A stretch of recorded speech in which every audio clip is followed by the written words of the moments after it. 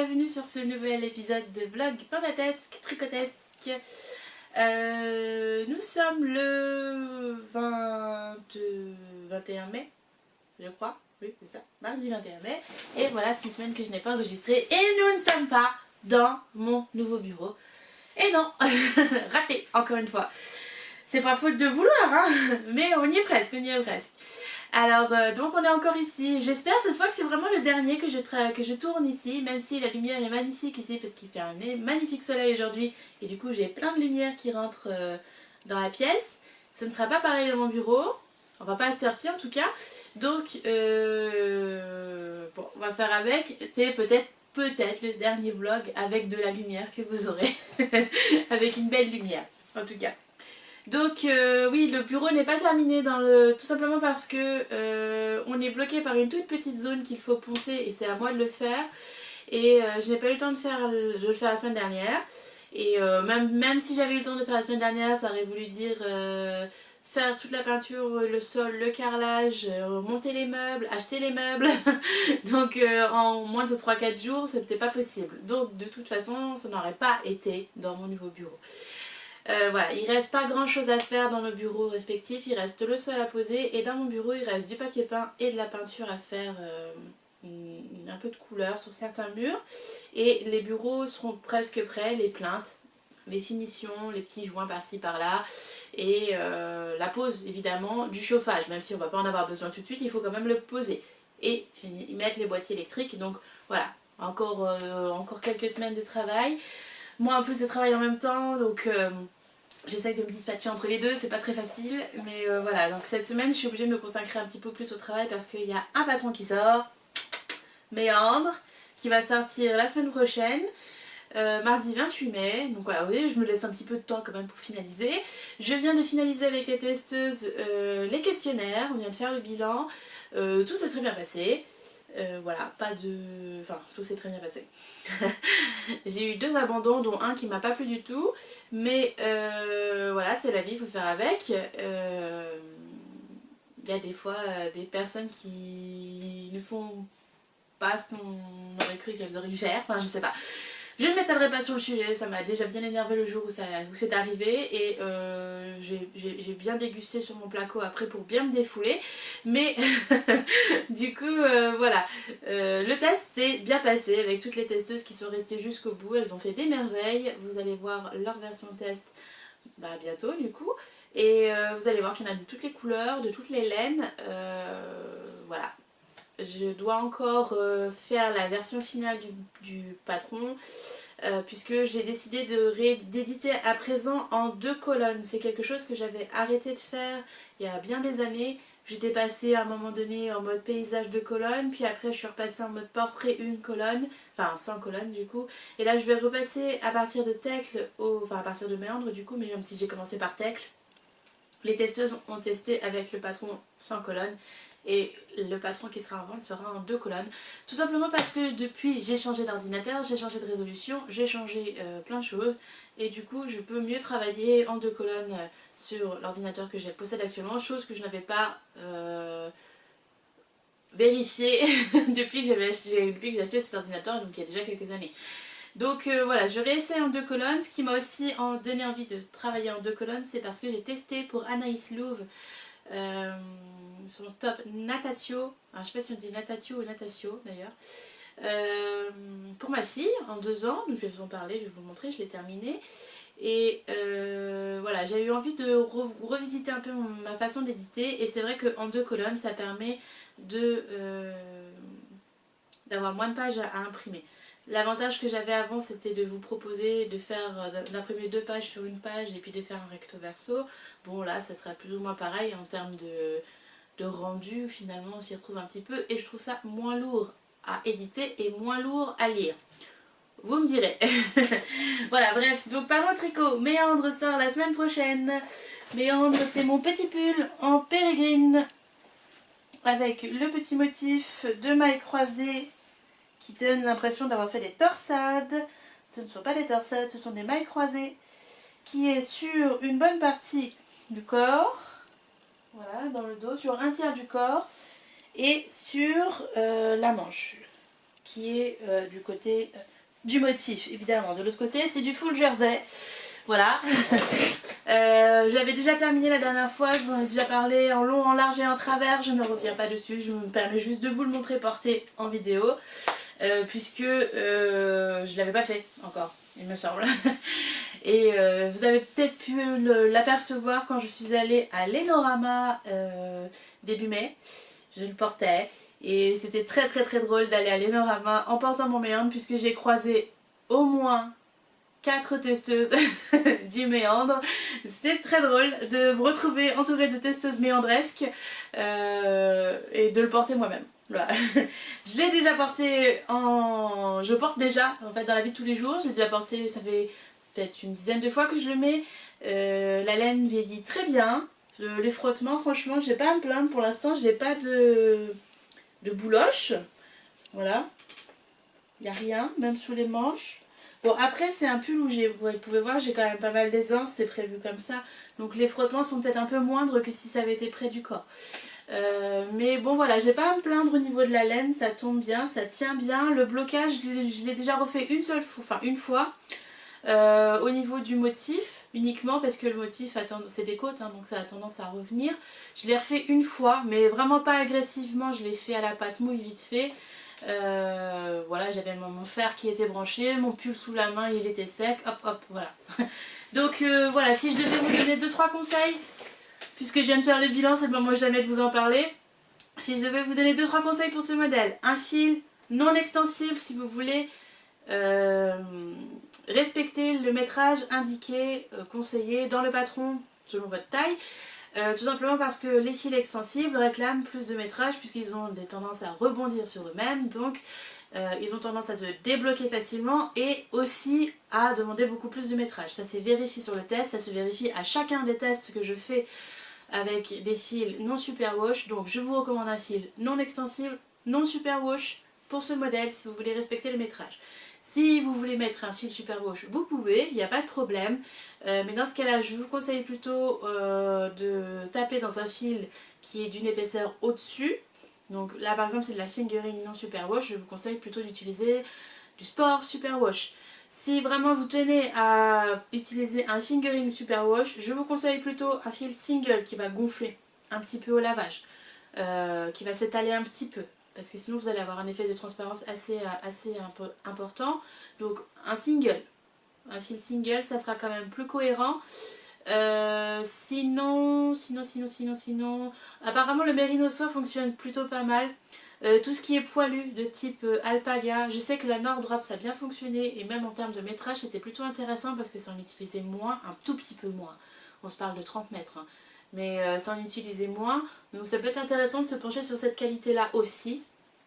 Une qualité teinte à la main qui a très bien fonctionné, c'est la Solstice de Écheveau Solidaire. J'ai une testeuse qui l'a utilisée et c'est vraiment le doublon quoi, c'est la même chose mais en écheveau solidaire, voilà.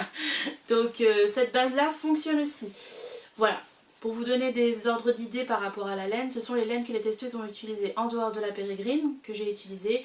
Les testeuses qui ont utilisé la Pérégrine, il y en avait 5 ou 6. Attendez, j'ai mon carnet qui est pas bien loin. Il y en avait 6 à la base, 5 au final. Elles ont toutes respecté les métrages préconisés à 20-30 mètres près. Et selon les ajustements qu'elles ont fait, si elles ont rallongé le corps, si elles ont rallongé les manches, si elles ont réduit la longueur des manches et du corps, etc. Voilà, s'il y a eu des ajustements, si elles ont fait une emmanchure plus large, plus petite, etc. Vous le savez, dans mes tests, je préconise de tout ajuster parce que ce que je veux c'est que vous ayez un pull qui vous convienne. Donc voilà, l'intérêt c'est de vous dire bah voilà, vous voyez la testeuse elle l'a fait, ça fonctionne très bien. Donc vous pouvez le faire aussi. Voilà, donc c'est pas un modèle compliqué. Il y a eu du chipotage sur cette partie là, le rabat en côte. Alors ici il faut savoir qu'on monte une épaule, l'épaule du dos, on tricote avec le motif, on monte l'épaule du devant, on tricote avec le motif, les deux épaules sont montées avec un montage provisoire. Sachez que le montage provisoire c'est l'équivalent, ni plus ni moins, d'un montage à la turque. Si vous faites des chaussettes, vous faites un montage à la turque quand on commence par la pointe, donc vous avez des mailles en décalage. C'est-à-dire que le rang qui est sur le dessus du pied et le rang qui est sur le dessous du pied forment un 8, c'est en décalage. Les mailles ne sont pas face à face, elles sont en quinconce. Voilà. Et ben le rabattage à 3 aiguilles, enfin le rabat à 3 aiguilles, j'aime pas rabattage, le rabat à 3 aiguilles de 2 montages provisoires, consiste exactement en la même chose, c'est-à-dire rabattre 2 rangs qui seront en quinconce. Quand on est sur du jersey, ça pose aucun problème, on fait le rabat, on se soucie même pas de comment les mailles viennent. Quand on le fait sur une épaule en côte, on fait attention, on décale d'une maille et on rabat. Rabattez 5-6 mailles, vérifiez bien que vos côtes s'alignent les unes avec les autres et ça va bien se passer. Ça va avoir l'air un petit peu moche au début, mais regardez, mon épaule elle est belle, elle est propre, tout est aligné, d'accord? Faites confiance au blocage, faites confiance à la technique, faites confiance à votre décalage, prenez votre temps. Voilà, c'est tous les conseils que j'aurais à vous donner à ce niveau-là pour méandre. Si vous avez un souci, n'hésitez pas à me contacter via le support. Si vous n'arrivez vraiment pas à faire le rabat à 3 aiguilles avec le montage provisoire, vous pouvez exceptionnellement ne pas faire un montage provisoire côté... ne pas faire de montage provisoire et relever directement vos mailles sur l'épaule. C'est quelque chose de faisable. C'est quelque chose de... C'est pas ce que je préfère, mais c'est quelque chose de faisable puisque le fil est léger. Vous pouvez vous permettre, si vous le faites en pérégrine, attention, si vous le faites en pérégrine ou en fil non superwash, ok. Vous pouvez également faire le rabat à 3 aiguilles dans l'autre sens, c'est-à-dire avec la ligne visible sur l'épaule. S'il y a un léger décalage, ça ne se verra pas puisqu'on va avoir les yeux fixés sur la ligne qui est créée entre les deux épaules et le décalage ne se verra pas. Voilà, tous les conseils que j'avais à vous donner à ce sujet. Voilà, si vous avez des questions, si vous avez besoin d'aide pour choisir votre taille, pour choisir vos essences, pour choisir votre fil, n'importe quoi, n'hésitez pas à envoyer un mail au support support@independanceworld.fr. L'adresse est dans le patron à la fin, dernière page. Et sinon vous pouvez aussi venir me poser des questions sur mon Discord. Il y a maintenant un espace support sur l'espace Discord. Je réponds aussi vite que par mail, hein. C'est-à-dire que ce n'est pas prioritaire au test, donc je réponds quand j'ai le temps, mais je réponds. Pas de soucis. Et puis si c'est pas moi qui réponds, il y a toujours quelqu'un pour vous aider sur Discord. C'est l'avantage, c'est qu'il y a du monde. Ça discute beaucoup. Voilà. Voilà pour méandre. On passe à la suite. J'ai terminé mon tacle, mon top tacle, vous l'avez vu sur mes réseaux sociaux. Je vous l'ai montré la dernière fois. Je vous parlais de mon dilemme à faire une manche papillon, la manche papillon de mes rêves. Alors c'est pas une manche papillon ronde, c'est-à-dire que là le test est en cours. Beaucoup se sont fait, enfin une personne s'est fait avoir, mais je pense que les autres, peut-être que d'autres personnes auraient pu se faire avoir si la première n'avait pas réagi. Ce n'est pas une manche en rond, c'est une manche en aller-retour. Donc c'est ma manche papillon, ce n'est pas la manche papillon par défaut, c'est-à-dire celle qui a beaucoup de volume sous le bras aussi, c'est ma manche papillon spéciale panda. Elle est en aller-retour et elle est faite pour tomber sur l'épaule. Donc je vais enlever mon méandre et passer tacle pour vous montrer. J'ai pas mis le meilleur soutien-gorge qui soit, il est blanc et ça se voit à travers tout ce que je porte aujourd'hui. Je n'ai pas mis méandre aujourd'hui, c'est pour ça que c'est pas le bon soutien-gorge en dessous, normalement c'était autre chose, je portais du blanc, donc j'ai mis un soutien-gorge blanc. Mais voilà, désolée. Donc voilà mes manches papillons. Regardez, je vole. Voilà, donc c'est une manche qui par défaut en fait est en aller-retour, donc elle va tourner autour de votre bras. C'est-à-dire que, à moins de garder les bras comme ça et de marcher comme ça, votre manche elle va vivre avec vous, donc il risque de faire quelque chose comme ça, de venir en arrière, pareil pour le derrière. Elle risque de déplisser, je sais pas comment vous dire. C'est volontaire, ce sont des espèces de manches cap. Voilà, mais c'est ce que je voulais que ça couvre le bras, que ce soit fluide, que ça bouge avec le mouvement. Donc elles ne sont pas rondes, elles sont en aller-retour.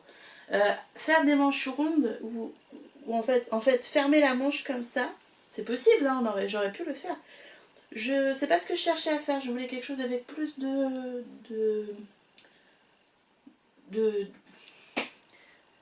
mince. Plus aérien, plus de drapé, de fluidité, de je m'envole. Voilà, ce sont vraiment des ailes. Mais c'est faisable, j'aurais pu le faire. Je vais le faire sur un autre modèle. Mais c'est pas ce que je cherchais à faire pour celui-là. Donc, Voilà, il y a déjà quelques tops qui sont finis, je crois qu'il y en a au moins un, je l'ai vu. Alors ce qui est très important avec ce top, mais j'y reviendrai le jour où il sortira puisque je le remettrai à ce moment-là, c'est l'encolure. Je l'enlève et je vous montre ça de plus près. Alors, l'encolure est très importante parce que c'est ce qui va déterminer la façon dont la manche va tomber sur vous. C'est-à-dire que là, en fait, l'épaule, elle doit vraiment venir tomber ici avant l'arrondi d'épaule. Donc là, j'ai mon arrondi d'épaule. Mon épaule, elle va s'arrêter juste avant l'arrondi. Je sais pas si c'est clair. Pourquoi? Parce que si la manche, en fait, elle tombe comme ça, en soi, s'il y avait une manche longue ou s'il y avait une manche t-shirt ou peu importe en fait la manche, sauf une manche papillon, ce serait pas gênant. Mais si on avait par exemple donc la manche papillon ou le petit ourlet, comment on appelle ça, les petits mancherons, les petits volants, il serait très important que la manche tombe au bon endroit, que cette partie-là soit vraiment ici en fait, pour que l'arrondi de la manche papillon tombe sur l'arrondi de l'épaule. Si l'arrondi en fait tombe plus bas que votre arrondi, la manche elle va avoir l'air de s'aplatir sur votre bras, ça va pas être très saillant, ce sera pas très joli. A l'inverse, si l'arrondi de la manche est beaucoup trop haut, c'est-à-dire que l'encolure est trop serrée et que l'épaule en fait elle arrive vraiment trop près du cou, l'arrondi il est là, l'arrondi de mon épaule il est après, l'arrondi d'épaule en fait il va piquer tout ce qui fait le drapé de la manche. Donc il faut vraiment faire très attention sur ce modèle pour que les épaules tombent pile poil avant l'arrondi, mais juste avant l'arrondi de l'épaule, pour que la manche tombe parfaitement, pour que vous ayez de belles ailes de papillon. Voilà, donc en fait tout le secret de ce top tient ici, exactement ici, là.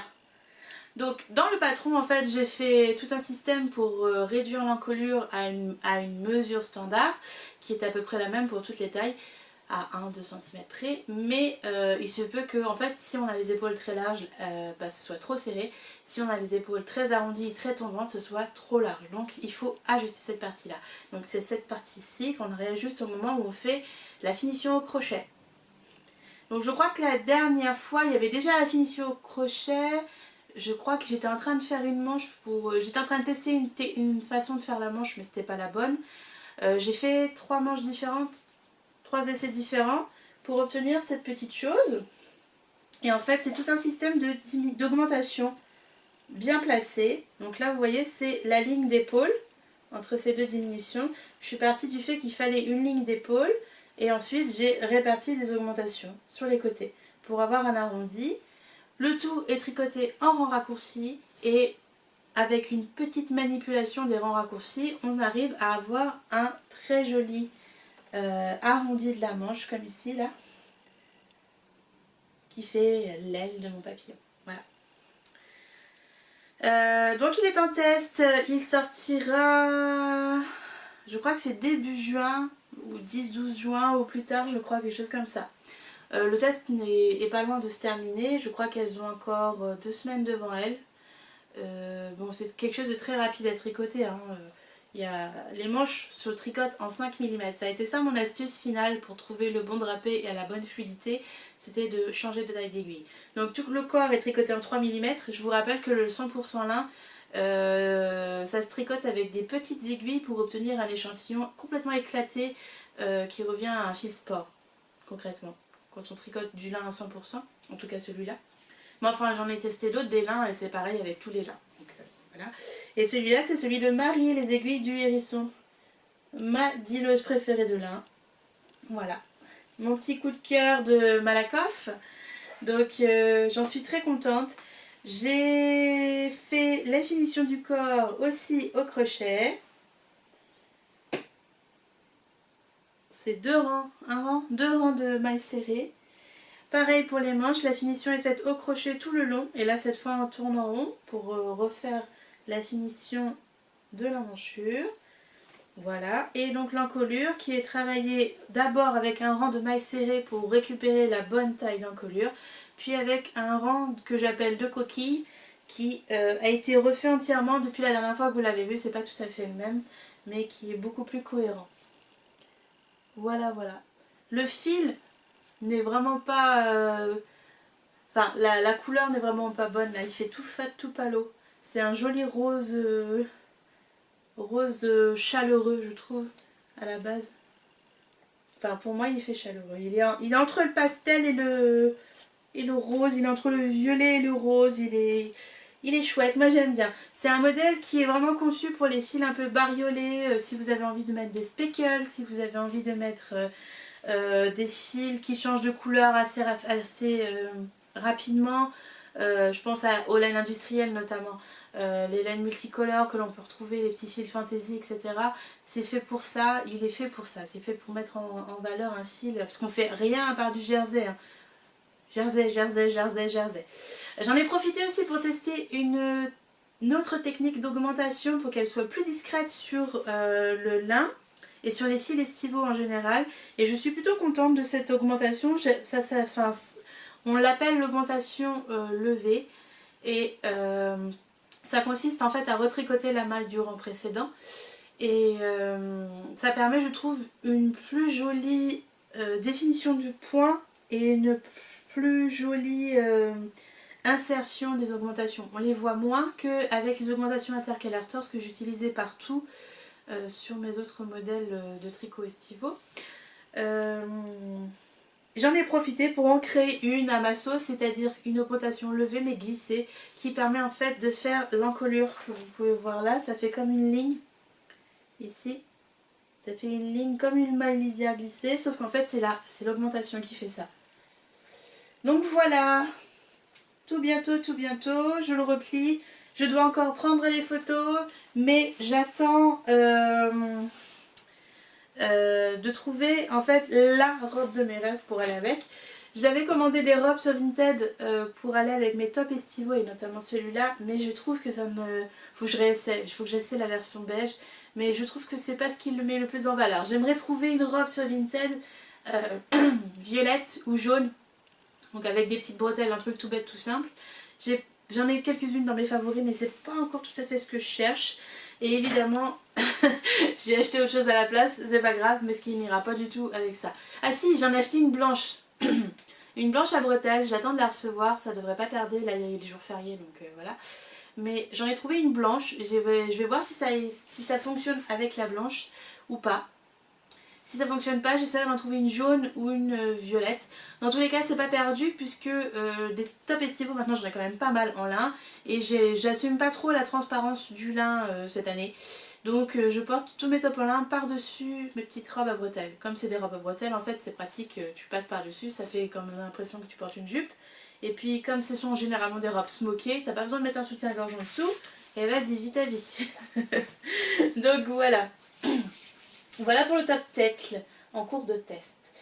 J'ai du coup pendant le mois de mai j'avais travaux, j'avais réno.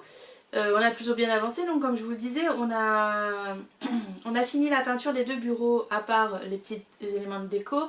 Mais tout ce qui est peinture blanche, peinture plafond, enduit, tout ça c'est terminé. Terminé, terminé, terminé pour les bureaux. Et pour le couloir, il me reste à poncer le plafond, que je n'ai pas pu poncer parce que je n'avais plus de papier pour poncer.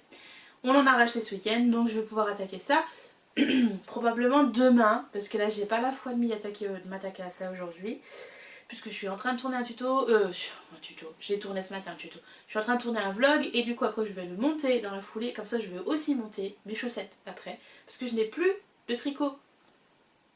Ça y est, j'ai fini mon pull nuée. Mais avant ça, je vous parle du top Natatio ou Natatio. Faudrait que je demande à Anaïs comment elle le prononce, que je vous donne pas de mauvaises informations. Le top Natatio, donc j'ai été testeuse de cette toute petite chose bien mignonne. Attendez, je vais zoomer. On va focus là, voilà. Donc c'est un top tout en côte. Voilà. Donc ce sont à la fois des côtes simples, donc côte simple, côte torsadée, côte simple, côte torsadée. Et le buste est fait en côte simple, puis les bretelles avec des jolies petites torsades au point de riz et en jersey. Le tout bordé d'i-cord.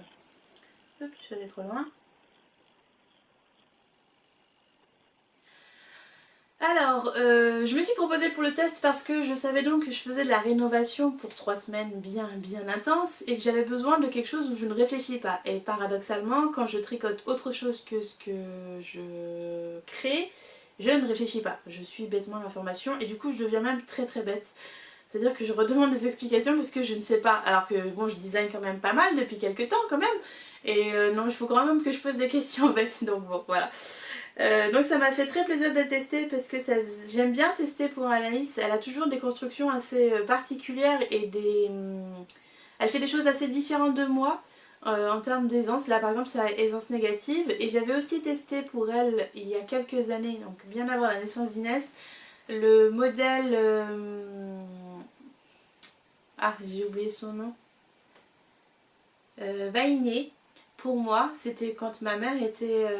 quand je faisais l'aide-soignante avec ma mère avant son décès.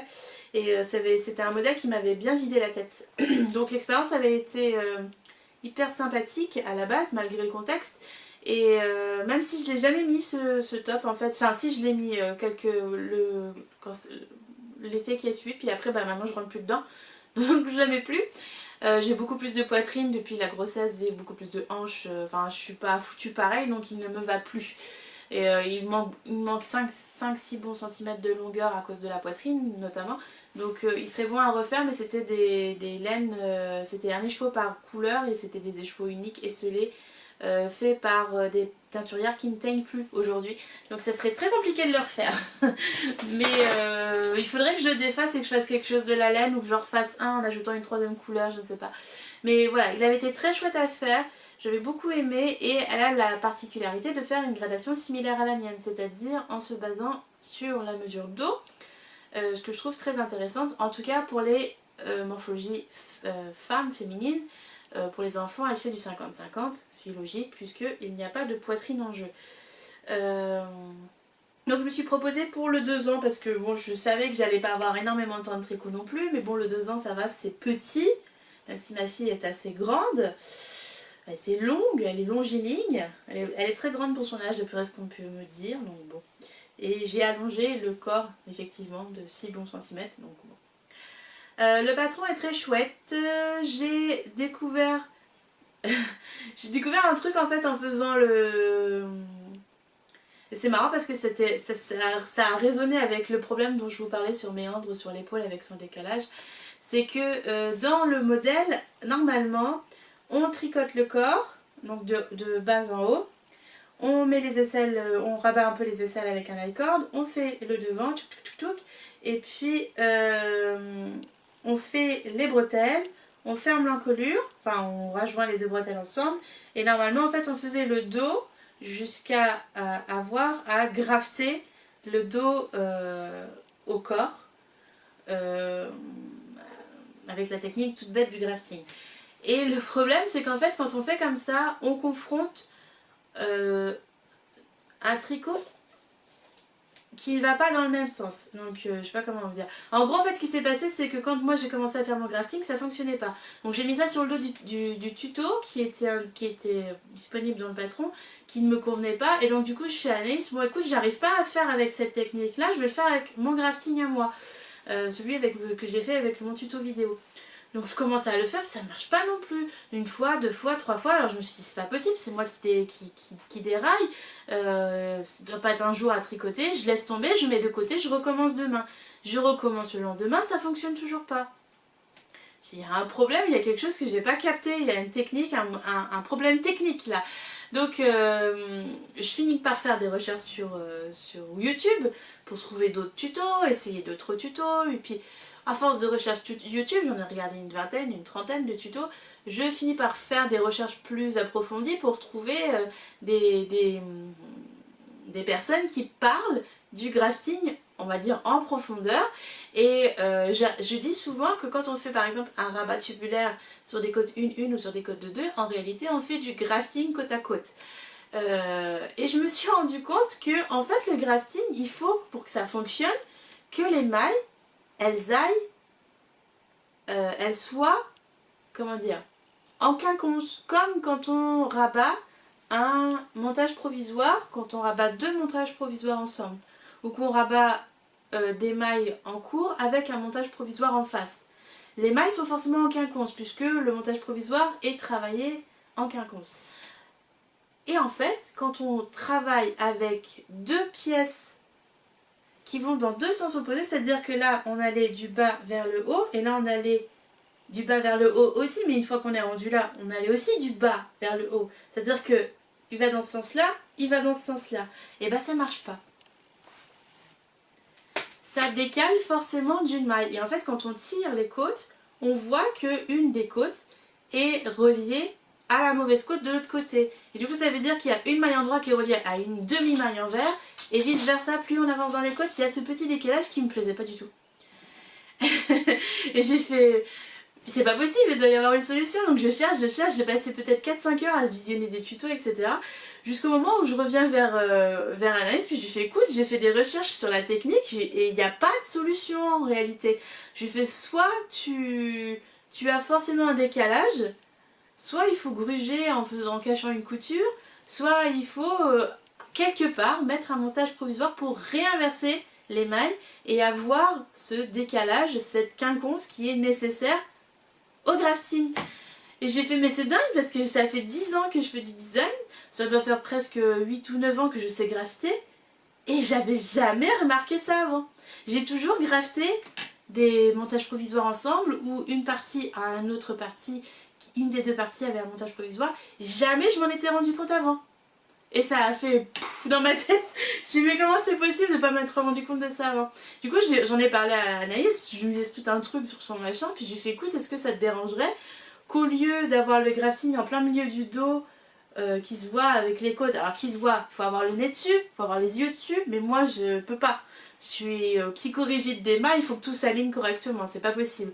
Donc je lui ai proposé de faire l'inverse en fait, c'est-à-dire d'arrêter mes bretelles pile au moment où on les réunit, puisque c'est un motif différent, et de reprendre le dos dans ce sens-là, donc de remonter par là au lieu de le descendre comme ça, de le remonter jusqu'au moment où on est censé rejoindre avec les bretelles. Et du coup, le grafting se fait au niveau des bretelles dans mon cas. Donc je lui ai proposé en fait d'être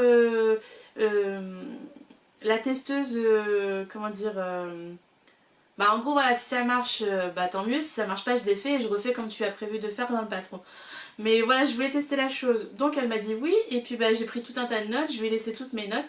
Et finalement, ce sera la version finale du modèle. C'est-à-dire que le grafting n'est pas ici, mais ici, au niveau des bretelles. Et ce qui est intéressant ici de le faire dans ce sens-là, c'est que les bretelles, en fait, elles sont avec un autre motif. Donc il n'y a pas d'alignement entre les mailles. Il n'y aura forcément pas d'alignement. Et c'est un alignement qui n'existait pas de toute façon avant d'avoir fait le grafting ici, parce que quand on repartait en côte ici, il y avait un désalignement automatique des deux motifs puisqu'ils ne sont pas correspondants. Donc j'ai tenté ma chance, je lui ai proposé, elle m'a dit oui, ça fonctionne, ça lui a plu, elle a repris. Parfait. Moi je suis contente, le top est aligné et elle est contente parce que ça lui convient aussi, donc voilà, tout le monde est content, dans le meilleur des mondes, tout va bien. Il va super bien ma fille, je ne l'ai pas encore bloqué, c'est pour ça qu'il est tout cri-cri-cri. Mais c'était très enrichissant comme test parce que je me suis mis en mode testeuse sans réflexion. Enfin, sans réflexion. Il y a quand même eu un petit peu de réflexion, mais j'ai cogité en tant que designer dessus et pas en tant que testeuse lambda. Donc voilà, je sais pas si je suis une bonne testeuse pour le coup parce que j'ai beaucoup de suggestions et beaucoup de comment dire, d'expériences à partager.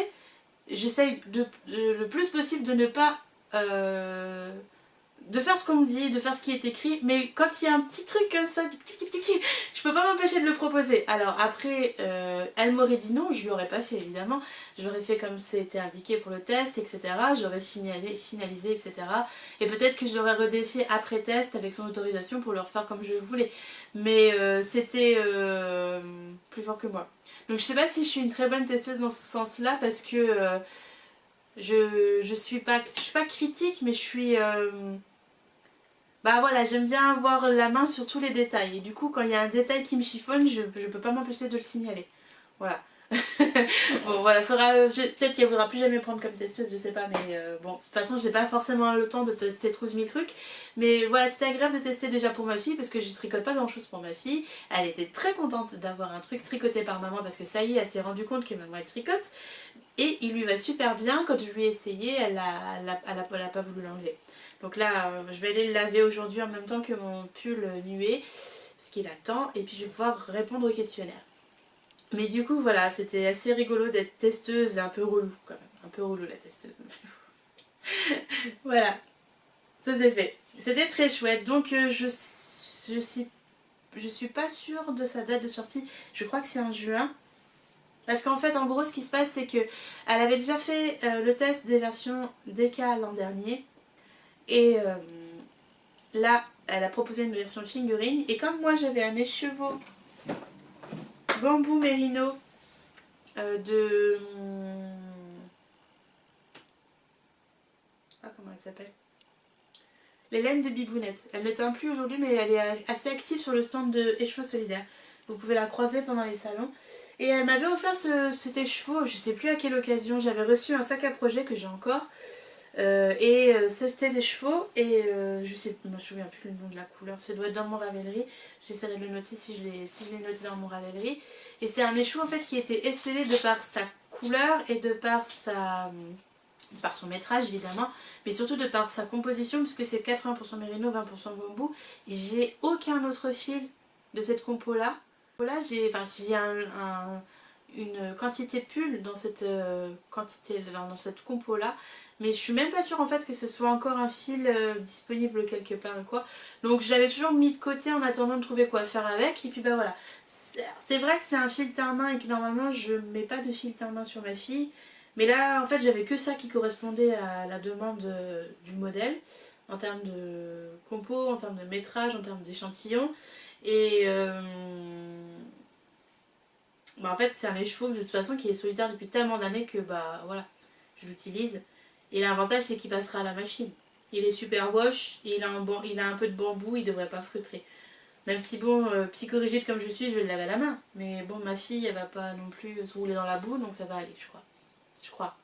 Le pire risque c'est qu'elle puisse faire tomber de la tomate dessus, ça, ou plutôt de la carotte. Et là bon il est déjà jaune moucheté orange donc c'est pas trop grave. Mais bon oui, je vais commencer à tricoter un peu plus pour ma fille parce que ça y est, elle me demande. Un petit peu gentiment, mais elle me demande. Donc voilà. Voilà pour ce test qui était très chouette. 70 grammes pour la taille 2 ans en fingering. Donc je crois que c'est 300 mètres quelque chose. Quelque chose comme ça. Un peu moins de 300 mètres. Donc ça c'est sympa. Voilà pour ça. Et enfin, mon pull nuée. Je vous en ai parlé la dernière fois, dans un épisode, que j'avais acheté de la Livy de Zeeman. Laine qui, semble-t-il, ne sera plus faite, ou n'est pas, enfin en tout cas en ce moment n'est pas faite, puisque quand on regarde sur leur site, elle est en mode discontinued, donc ne sera pas renouvelée, semble-t-il.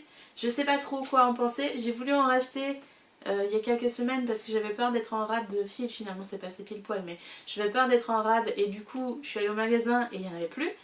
Mais je comprends pas leur façon, je comprends pas comment ils font leur restock. Parce que là quand j'y suis allée, il y avait genre des laines, des worsted, des DK, des laines super chaudes. Quand j'y suis allée un mois avant pour acheter la Livy, je pense à peu près, j'y suis allée en début avril, quelque chose comme ça. Peut-être fin mars. Et il y avait de la Livy, donc coton lin, et tu te dis au printemps c'est normal de commencer à mettre les lins, de sortir les lins. Mais en plein mois de mai, pourquoi tu sors les laines d'hiver? J'ai pas compris. Je comprends pas. Il y avait que de la laine chaude, des grosses laines, des machins, j'ai pas compris. Donc j'en ai pas retrouvé d'autres.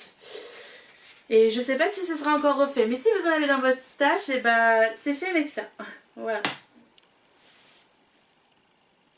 Donc la Livy, normalement c'est indiqué aiguille 4, 4,5, échantillon 22 mailles par 28 rangs. Alors moi j'obtiens pas ça du tout. J'obtiens 16 mailles par 24 rangs en 4,5.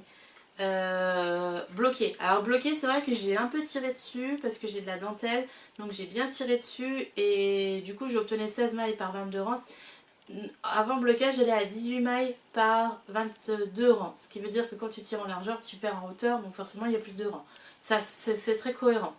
Donc, mais bon, 18 par 22 en 4,5 et pas 22 par 28. Donc je pense qu'en 4 j'aurais obtenu 20 par 26, peut-être 21 par 26, mais pas plus. De toute façon, je voulais quelque chose de très aérien, de très fluide. C'est de la viscose avec du lin, donc c'est aussi pour ça que ça s'étale pas mal. Enfin moi, le lin ça s'étale, hein, c'est comme ça. Et là, il n'est pas bloqué du tout. Je vous ai attendu pour pouvoir le bloquer. Hein, je suis gentille. Pour pouvoir vous le montrer. Fini. Parce que vous ne l'avez pas vu commencer non plus. Je l'ai tricoté en 1 semaine top chrono. En nombre d'heures, c'est... j'ai mis à peu près 6 heures par pelote. Donc 6 x 5, 30. Voilà. On va dire 35 parce que j'ai mis un peu de temps à trouver la bonne encolure. Le bon rabat, le rabat j'ai essayé 4 rabats différents, etc. Donc on va dire 35 heures pour le tricoter. Donc hyper rapide à faire et c'est un pull. Hein. Manche 3/4. Donc j'enlève mon méandre et je le passe pour vous montrer, même si gardez bien en tête qu'il n'est pas bloqué du tout, du tout, du tout, du tout, du tout, du tout, du tout, et qu'il va beaucoup changer après blocage. Voilà. Bon, encore une fois, le soutien-gorge blanc en dessous, c'est pas une bonne idée. Surtout avec l'appareil photo, hein. Il capte tout. On voit tout le blanc à travers. C'est marrant ça. Bon, j'en ai d'autres couleurs, vous inquiétez pas, ça va bien se passer pour la séance photo. Mais bon, là, ça fait un peu mat mon soutif, quoi. Alors, j'ai mis dans le bon sens. Oui. Alors, c'est un pull raglan. Ça faisait longtemps que j'ai pas fait des raglans, hein. Raglan basé sur la mesure dos comme d'habitude avec 3 propositions de poitrine, de tour de poitrine. Donc la tour base qui correspond à un pull en 50-50. Ce que j'appelle 50-50, c'est 50% du tissu devant, 50% du tissu derrière. Donc la construction lambda de quasiment tous les designers tricot. Puis FP1, FP2, ce sont les nouvelles formulations de mes options poitrine. Je n'appelle plus ça des options poitrine, j'appelle ça le forte poitrine 1, le forte poitrine 2. Bon là il y en a 2 sur celui-là, mais des fois il y en a qu'un, sur méandre il y en a qu'un, donc ça s'appelle forte poitrine tout seul. Voilà, forte poitrine en gros ça veut dire dos étroit, poitrine imposante ou juste poitrine imposante, ça dépend des gens. Mais voilà, à quoi ça correspond le FP. FP sur mes nouveaux patrons, c'est forte poitrine. Donc vous pouvez soit tricoter en base, 50-50, soit en FP. Le FP1 et le FP2, ce qui change, c'est le pourcentage de tissu qu'il y a devant par rapport à ce qu'il y a derrière. Voilà, donc mesure, construction raglan, manche en dentelle, rang raccourci pour creuser l'encolure. J'ai essayé un nouveau truc et je suis plutôt contente du résultat. J'ai absolument aucune diminution là. Ce sont que des rangs raccourcis et je suis très contente de ce que ça donne. Ça fait une encolure qui creuse sans rien faire. Et c'est un truc que j'avais envie de tester depuis un moment et du coup là je me suis lancée. Et les manches, ce sont des manches droites, c'est-à-dire qu'il n'y a aucune diminution. C'est tout droit jusqu'au moment où on fait le rabat, où là on va faire des diminutions. Et on va rabattre en faux high cord. C'est pas un high cord, c'est un faux high cord. Voilà. Pareil pour le bas du corps, on fait quelques côtes quand même. Et un rabat en faux high cord à nouveau. Voilà, je vais repasser mon méandre parce que j'ai pas spécialement envie de mettre mon soutien-gorge partout à la vue de tous. Voilà. Alors, donc c'est très très bête comme chou. C'est raglan tout droit, encolure en faux high cord qu'on refait à la fin, en relevage d'high cord. Les manches c'est tout droit, pas de diminution, on réfléchit pas, quelques diminutions à la manche high cord. Le corps c'est tout droit, sauf si vous voulez un ajustement hanche, qui est pas franchement compliqué puisqu'on est à 16 mailles, donc on va pas faire beaucoup de rangs d'ajustement hanche. Hein. Et tout droit, côte, terminé, pull, fini, 1 semaine, terminé. 5 pelotes. Alors il est un peu lourd, parce que ce sont des pelotes de 100 grammes, 185 mètres 100 grammes, donc pour moi, c'est de la worsted, c'est pas de la DK. Sur Ravelry, elle est classée DK. Alors oui, effectivement, si on obtient 22 mailles par 28 rangs, ça fait de la DK.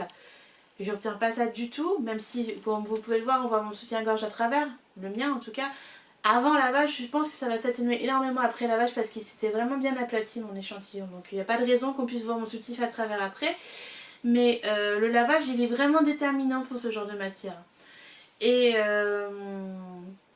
Pour moi c'est de la worsted, même en termes de métrage, 185 mètres pour 100 grammes, ça veut dire qu'au 50 grammes on n'est même pas à 100 mètres, c'est 90 mètres. C'est pas de la DK à 90 mètres, c'est de la worsted. Donc je vous conseille un fil worsted pour ce modèle, ou littéralement la Livy de Zeeman, qui est très bien. Si vous en avez un stash, puisque, semble-t-il, elle n'est plus disponible. Pour l'instant, pour toujours, je ne sais pas. Mais moi j'en ai encore en stock, donc ça ne me dérange pas. Donc la worsted, il peut être fait, donc il est conçu pour un fil lourd comme celui que j'ai utilisé. Donc moi 70% viscose, 30% lin, c'est fait un tissu très moumou. Très, c'est fluide mais c'est très moumou, très lourd, ça pèse sur soi-même. Donc les cotons 100%, vous pouvez y aller, cette fois il est fait pour ça. Je sais pas le nombre de fois où on m'a dit est-ce que je peux utiliser du 100% coton machin nana. Oui, là vous pouvez sur celui-là. Donc j'ai regardé par exemple chez Drops en termes de qualité, la baumule lin, je crois que c'est exactement la même chose que ce fil. C'est pas de la viscose mais c'est vraiment très similaire. Je pense que vous pouvez obtenir l'échantillon avec la baumule lin de Drops. Chez Drops il y a aussi la Drops Love You, je crois que c'est la 8, pas la 7, la 7 c'est une sport, mais la 8 il me semble que c'est l'équivalent DK Worsted. Je pense que l'échantillon est possible aussi avec celui-là. Je vous dis ça parce que l'appel au test c'est ce week-end. Et on m'a déjà demandé plusieurs fois quelles équivalences de fils on pouvait utiliser. Alors je connais pas tous les fils, encore moins les fils estivaux. Hein. J'ai beaucoup tricoté Drops, donc je peux conseiller des fils Drops, même si la baumule lin je l'ai jamais tricoté. Mais par exemple la belle de Drops, ce sera trop petit. Ou alors il faudra voir à travers. Quoi d'autre. J'en avais repéré 3 sur le site. Je les ai mises sur mon Discord si jamais vous voulez remonter la discussion. Mais je me souviens pas de la troisième. Mais voilà, tapez dans du worsted, tapez dans du 90, 100 mètres ou 50 grammes. Voilà, ça veut rien. C'est pas toujours exact hein, les métrages par rapport aux échantillons, par rapport au machin, tout ça. Mais voilà, c'est le mieux que je puisse faire en termes de données, on va dire. Correspondante. Voilà, donc il faut bien faire attention d'avoir 16 mailles par 24 ans. Bon, les 16 mailles c'est assez facile à obtenir. Les 24 ans c'est plus compliqué semble-t-il selon les fils. Alors ce qui est important c'est que vous ayez, pour les tests, je parle pour le test, entre 22 et 26 mailles. C'est-à-dire 2 rangs de plus ou 2 rangs de moins. C'est quelque chose qui peut être réaménagé sur un test. C'est pas très gênant sur les métrages en termes de données sur la fin d'un test. Plus ça marche pas, je pourrais pas accepter des échantillons beaucoup plus différents que ça. Donc 22 rangs, 26 rangs c'est ok, 24 c'est génial, 22, 23, 25, 26, voilà, à peu près dans ces eaux-là. 16 mailles c'est non négociable. Voilà. Donc normalement c'est un pull avec pas mal d'aisance, enfin je sais plus combien d'aisance j'avais pris, j'ai pas pris beaucoup d'aisance à la poitrine, il est censé mouler la poitrine. Je crois que c'est entre 0 et 5 que j'ai préconisé. Les manches, ce sont des manches droites qui sont fluides. Donc elles ont, je crois, entre 5 et 8 cm d'aisance. Je dis je crois parce que j'ai beaucoup gradé ces derniers... enfin, avant de tricoter ça, j'ai passé 2 semaines à grader pendant la rénovation. J'ai fait mon petit top natatio, puis j'ai fait 5 modèles, j'ai gradé 5 modèles à peu près. Donc tout se mélange un petit peu dans ma tête. Et j'en ai gradé 3 avec ce fil-là. Donc... ça se mélange. Mais il est censé donc être un peu plus large que ça. Moi j'ai fait un ajustement hanche pour qu'il soit bien fluide sur les hanches, mais parce que c'est préférence perso. Vous pouvez le faire tout droit, etc. L'encolure elle n'est pas proche du cou, mais elle n'est pas plongeante non plus. C'est volontaire. C'est pour la bonne tenue du pull. Je m'explique. Le fil est lourd. J'ai 500 grammes sur le mien, taille 7. Taille 7 sans ajustement autre que celui des hanches. Et les manches sont lourdes et en dentelle. Donc même après blocage, même avec la tenue du lin, qui va apporter son petit aplatissement, il faut prendre en considération que tout tient sur l'encolure, ici. Donc il ne faut pas qu'elle soit trop large, il ne faut pas qu'elle soit trop éclatée, il ne faut pas qu'elle soit trop près du cou non plus pour pas que ce soit désagréable. Mais c'est pour ça qu'elle a une finition en icône. On ne peut pas tirer dessus. Vous voyez, elle ne peut pas être plus large que ça, elle ne peut pas être plus petite que ça. Il ne faut pas qu'elle travaille cette encolure, il ne faut pas qu'elle bouge. Et il faut que la tête passe, c'est tout. Donc c'est pour ça aussi que j'ai recommencé, parce qu'au départ ma tête ne passait pas. Voilà. Ça arrive. Ça arrive de se planter à ce point là. Donc voilà, appel au test ce week-end, si ça vous tente. Je sais pas trop quel jour, ça peut être vendredi soir, ça peut être samedi pendant la sieste de ma fille ou dimanche. Plus probablement entre vendredi soir et samedi pendant la sieste. Le temps pour moi de calculer les métrages, de le bloquer, de le laisser sécher, parce que mon échantillon il avait mis 2 bons jours à sécher, mais il faisait froid comme tout. Là le soleil il va et vient, donc je vais aller le laver juste après avoir fini d'enregistrer ce vlog et l'étaler tout de suite, enfin le passer au sèche-linge, pas au sèche-linge, à l'essorage dans la machine pour bien le vider de son eau et le mettre au soleil s'il y en a. Bon là il n'y en a pas manifestement, hein, il fait tout gris alors qu'il faisait un magnifique soleil quand j'ai commencé à filmer, mais bon voilà. Il peut aussi être fait avec de la laine extensible, mais alors attention, pareil que pour mes Indes, si vous choisissez un fil extensible à la place d'un fil sec végétal, vous aurez besoin de plus de métrage. Je peux rien faire contre ça, c'est la loi de l'extensibilité de la laine. Donc vous pouvez, je m'en fiche, ça n'a aucune importance pour moi que vous le fassiez en végétal pour cet été ou en laine pour cet hiver ou enfin cet automne, parce que c'est quand même pas mal de trou-trou. Donc je disais, il peut être fait avec de la laine. Alors je sais qu'il faut dire fil quand c'est pas un fil avec du laine dedans, machin, dedans. Moi je dis la laine, hein. Donc 100% laine, mérino, peu importe. Je vous conseille un mélangé, donc c'est-à-dire mérino, nylon, mérino, autre chose, laine tout simplement. Si vous voulez un équivalent au fil végétal, il faudra plutôt prendre un 100% laine non superwash, si vous voulez un équivalent de métrage. Si vous voulez partir sur du mérino, alors je sais que j'ai dit qu'on pouvait tenter le 100% coton, mais l'avantage du coton c'est que ça s'aplatit et ça bouge plus. Le mérino non. Donc évitez le 100% mérino dans tous les cas. Préférez un truc mélangé. Moi je dirais plutôt quelque chose à base de laine. J'ai pas les compos en tête, mais quelque chose de ou de l'acrylique éventuellement, pourquoi pas. Voilà, on n'est pas sectaire. Mais voilà, évitez le 100% mérino pour le coup, même s'il y a le renfort de l'encolure. Le 100% mérino, j'ai un peu peur que ça fasse flop-flop. Vu que moi j'ai quand même du lin dedans qui va compenser. 100% mérino, il n'y aura pas de lin pour compenser. Le coton, c'est toujours assez... ça a l'avantage de légèrement cartonner. Donc voilà, ce qu'il faut c'est un petit effet carton, un petit effet aplatissement. Raplapla, un petit effet raplapla. Je régresse en termes de vocabulaire. Hein. Voilà. Pour ça, donc rendez-vous vendredi ou samedi ou quand il sera sec. Et que j'aurai le temps de faire une photo ou deux portée pour vous montrer ce que ça donne. Voilà. Voilà pour mes tricots terminés. J'ai bien bossé, non? En 6 semaines, même pas 6 semaines. Pas mal, non? Moi je suis contente de moi. Franchement, j'ai été productive malgré la rénovation. Alors, prochain projet, ce sera les Yanira 2.0. Les Yanira, je vous mets une photo. C'est un modèle de chaussettes qui est sorti en 2019. Donc il date. C'est un modèle que j'avais fait en collaboration avec une teinturière qui ne teint plus aujourd'hui. Qui n'est plus teinturière du coup. Et c'est un modèle qui n'avait pas rencontré gros succès puisque la communication n'avait pas été terrible. Et puis bah voilà, à l'époque les chaussettes j'en vendais pas des masses. Donc je faisais pas encore mes ajustements etc sur les coups de pied etc. Enfin, les ajustements coups de pied sont venus juste après ce modèle d'ailleurs je crois. C'est arrivé avec mes modèles de printemps dont j'ai oublié les noms parce que je ne me souviens plus des noms de mes modèles puisque j'en ai plus d'une centaine. Je me souviens pas plus. Je me souviens plus des tout premiers que j'ai créés que des récents.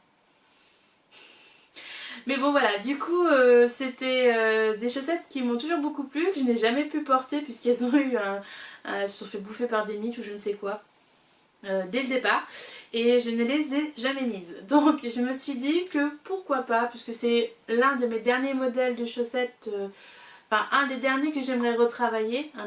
Les autres ont déjà du multi-option, du multi-coup de pied etc. Et tous les précédents je les ai mis, je crois que je les ai tous mis gratuits ou presque sur ma boutique Ravelry. Donc voilà, c'est l'un des derniers rescapés que je veux vraiment retravailler parce que c'est un de mes modèles chouchou. Et donc j'ai décidé de prendre cette jolie petite chose de mon stash qui m'a été offerte par sa créatrice, les petites potions. Donc j'avais fait une commande chez les petites potions, une grosse commande. Je sais pas si je vous l'ai montré cette laine là d'ailleurs. Un jour je vous la remontrerai. J'avais commandé 2 fois 4 écheveaux dans des quantités, dans des qualités douces et magnifiques. C'était à l'époque où j'avais fait une collaboration avec elle, le pull...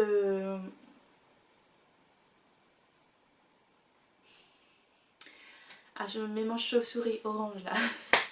Oh, c'est terrible. Obsession, mon pull Obsession. Que j'ai beaucoup porté la première année de vie de ma fille d'ailleurs. C'était très pratique pour l'envelopper et la tenir en même temps, lever dans mes bras. Que je porte moins aujourd'hui parce que je le trouve trop court. Poitrine, tout ça, le même problème. J'ai le problème avec tous mes pulls d'avant Inès. Ils sont tous trop courts. Enfin, j'ai trop de seins quoi. Même si j'ai bien perdu depuis... j'ai pris énormément de seins quand l'allaitement est arrivé. Même si j'ai pas allaité. J'ai eu quand même les obus comme il fallait. Et c'est pas reparti tout de suite, tout de suite, tout de suite, tout de suite. Non, Alors il y en a qui adorent avoir des gros seins pendant l'allaitement parce qu'elles n'ont pas beaucoup de poitrine. Mais moi j'ai toujours adoré avoir ma petite poitrine. C'est-à-dire que j'ai un gros tour de poitrine. Mais c'est pas les seins qui font le tour de poitrine, c'est le gras en général. Et avec l'allaitement, avec les montées de lait et la grossesse, mais c'est devenu pas possible cette histoire. C'était pire que ce que j'avais jamais eu avant. Parce que je suis montée très haut en bonnet quand j'étais jeune. J'étais un bonnet G. Et je supportais pas. Je me suis mise au sport, j'ai perdu. Et c'est une chose que j'adore chez moi, c'est que dès que je me mets à bouger, je perds des seins. Ça c'est bien. Donc je retombe à mon petit bonnet B, qui me va très bien. Et là je suis pas encore. Je sais. On y est presque, on y est presque. Mais moi j'adore quand ils sont pas imposants et que j'arrive à voir par-dessus. Mes pieds par exemple. Voilà, donc bref, peu importe. Et donc mon obsession, je ne le porte pas beaucoup à cause du fait qu'il ne soit pas assez long. Je ne désespère pas de le remettre quand il sera de bonne longueur à nouveau.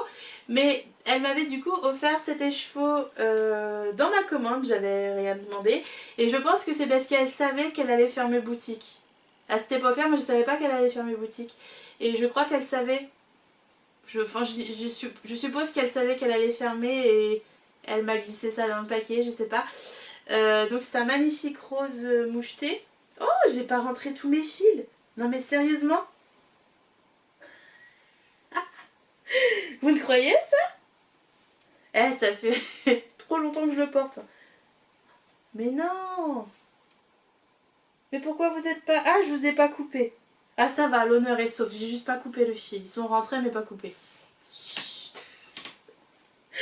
Donc, elle m'avait envoyé ça. Alors je me souviens, il n'y avait pas d'étiquette avec. Je sais que c'est de la sock parce que je lui ai demandé, mais je connais pas le nom de la couleur. Et bon bah maintenant elle a arrêté de teindre donc. Mais en ce moment je tricote que des personnes qui vont arrêter de teindre, c'est pas un petit peu triste? Hein? Si hein? Parce que là ça fait beaucoup quand même que de gens qui arrêtent. Hein. Candy Bull elle a arrêté, et bah, les laines de Bibounette, les petites potions, la Féfile, ça commence à faire beaucoup les filles. Hein.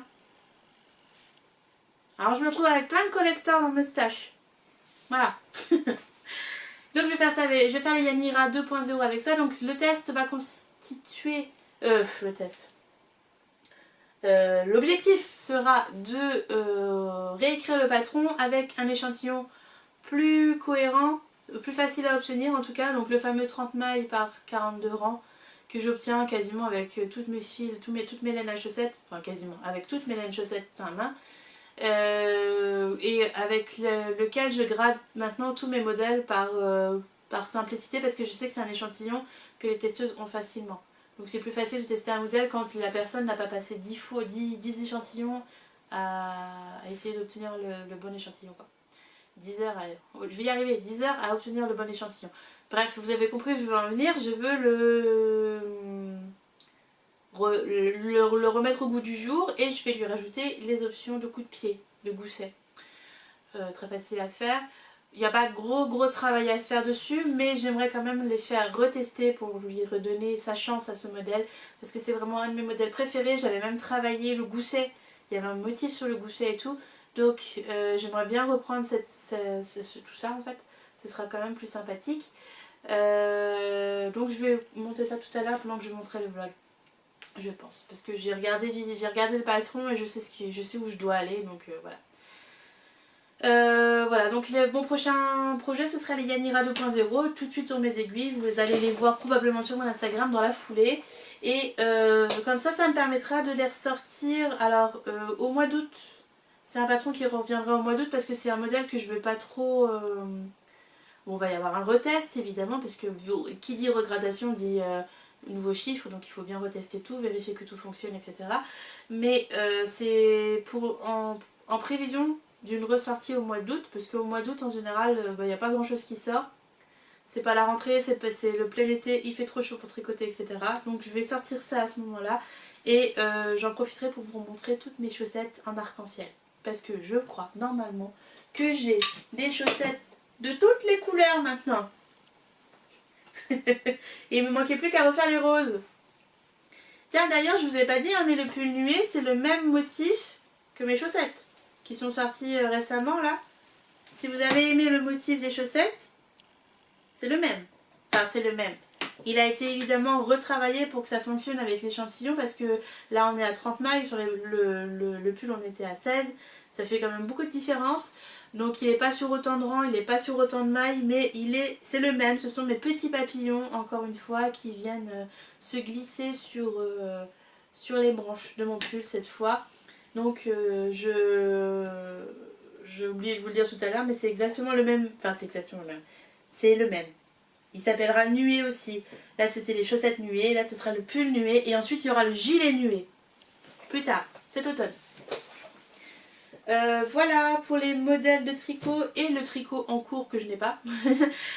Prochain modèle sur mes aiguilles, ce sera donc les Yanira, mais bon j'en ai pour 2-3 jours de tricot, ça va vite passer. Le prochain, j'hésite.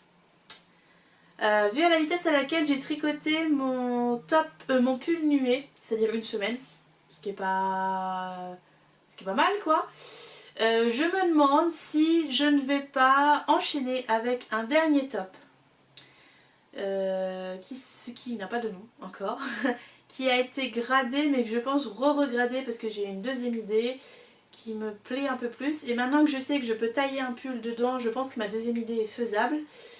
Donc, et pourquoi pas faire un top nué, puisque je n'ai pas fait le top, j'ai fait le pull en réutilisant encore une fois le motif. Qui sait je sais pas, je suis pas sûre. J'aimerais faire un duo mère-fille. Pour cela, ce sera un top, alors sans manches, mais avec une encolure particulière qui serait élastiquée autour des épaules avec un volant. Je vois pas trop comment l'expliquer autrement, donc je vous montrerai en temps voulu, évidemment. Et donc du haut, merci. Sachant que j'ai mis une semaine à tricoter le pull, je pense que je mettrai à peu près une semaine, peut-être 10 jours à tricoter le duo mère-fille, puisque ça fait 7 pelotes. 2 pour ma fille, 5 pour moi. Et je pense pas utiliser les 5 pour moi en plus, donc voilà, je vais commencer par le mien. Parce que c'est quand même plus facile de vous montrer les choses quand je peux les porter et vous les montrer. Mais il y aura bien celui pour ma fille aussi. Donc voilà. Faut vraiment que je revoie la gradation. En fait j'hésitais à la base, je voulais faire un dos nu. Mais comme je vous ai dit que je supportais pas trop le grain de mon bras en ce moment, c'était pas très pertinent. Donc j'hésite à faire mon encolure volantée que j'ai envie de faire depuis très très longtemps. Dans tous les cas,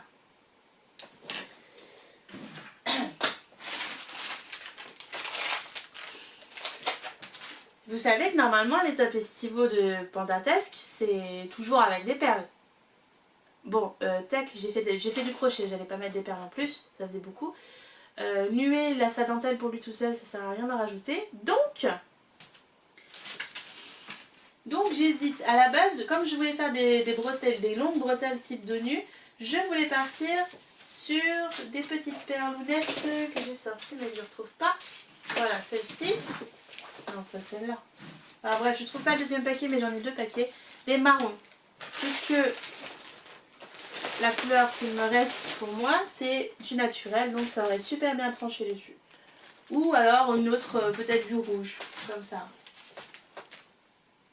Je sais pas encore, mais je pensais plutôt à du marron. Et éventuellement, parce que j'en ai quand même acheté pas mal, je sais pas si vous vous souvenez, mais sur mon top, pas sur mon top, sur mon châle gourmandise, il y a ces grosses perles au niveau des franges pour décorer. Et je me suis demandé si ce serait pas pertinent de mettre des grosses perles sur mon top. Alors j'en ai 2 paquets d'orange, puisque j'avais acheté 2 paquets de bleu, 2 paquets d'orange. J'avais pris un bleu pour mon châle. Le orange ça fait plus estival, mais les turquoises elles sont très belles aussi. Ou alors les petites. Mais comme on est sur de la worsted, j'ai peur que les petites se noient dans les mailles. Donc je me suis dit pourquoi pas les perles en bois. Et dans ce cas-là, il faut que je re-regrade parce que j'ai une idée. Ça va être beau. Ça va être beau. Mais avec les perles. Alors je sais, les perles déjà de base c'est pas pour tout le monde. Les grosses perles c'est encore moins pour tout le monde. Mais je me dis que éventuellement on peut remplacer la grosse perle en bois par une nope. Ça marcherait très bien. Qu'est-ce que vous en pensez? Alors évidemment c'est une perle qui va être intégrée dans un motif. Je pensais à un effet macramé. Ça sera pas du macramé, hein. Je sais faire du macramé mais je vais pas mettre du macramé dans le tricot. Je mets déjà des perles, je mets déjà du crochet, etc. On va peut-être pas exagérer non plus. Mais j'ai déjà mis de la broderie. Je suis pas sûre que ce soit très très pertinent de mettre du macramé. Je vais perdre du monde.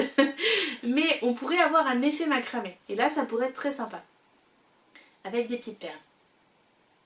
Et donc l'idée ce serait d'avoir une espèce de bande à l'intérieur de laquelle on mettrait un élastique plat, donc une bonne largeur de 1 cm, 1 cm et demi, qui viendrait se poser comme ça, sur les épaules, avec éventuellement 2 petites bretelles, histoire de dire qu'on a 2 petites bretelles pour la bonne tenue, c'est-à-dire que si ça remonte sur les épaules, enfin vous savez, moi j'ai plusieurs vêtements avec l'encolure volantée, élastiquée, smokée, des choses comme ça.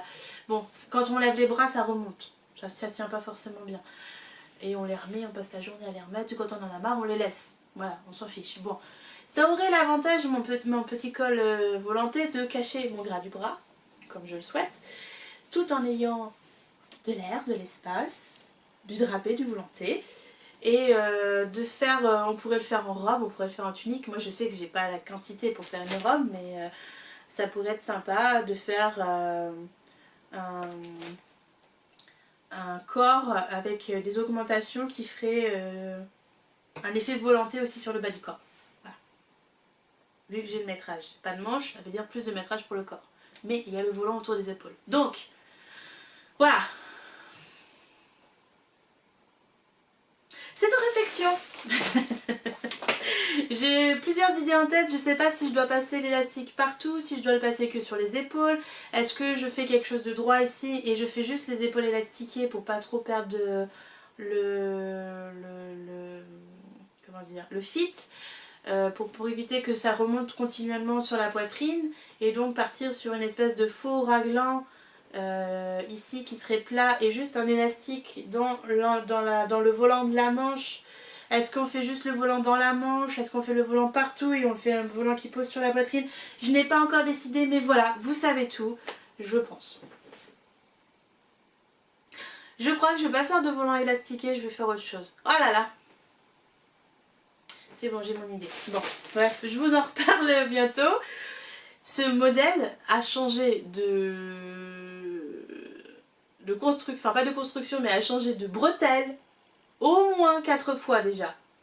Sachant que je l'ai déjà gradé. Hein. Donc il faut que je réadapte ma gradation. Mais ça me plaît bien, ça me plaît bien. Donc ce serait éventuellement le dernier top estival de l'année, ce qui serait quand même pas mal, puisque ça veut dire que j'aurais fait déjà 3 modèles estivaux, dont un duo mère-fille. Et là on n'est pas peu fiers. Mais bon voilà, pour le coup, je me demande... Ouais, je vais faire ça. Je vais aller grader ça juste après avoir monté le podcast, je pense. C'est bon, j'ai mon idée. Avec mes petites perles en bois. Peut-être même que je peux me permettre de mettre les 2 couleurs de perles. puisque je suis sur de l'écru.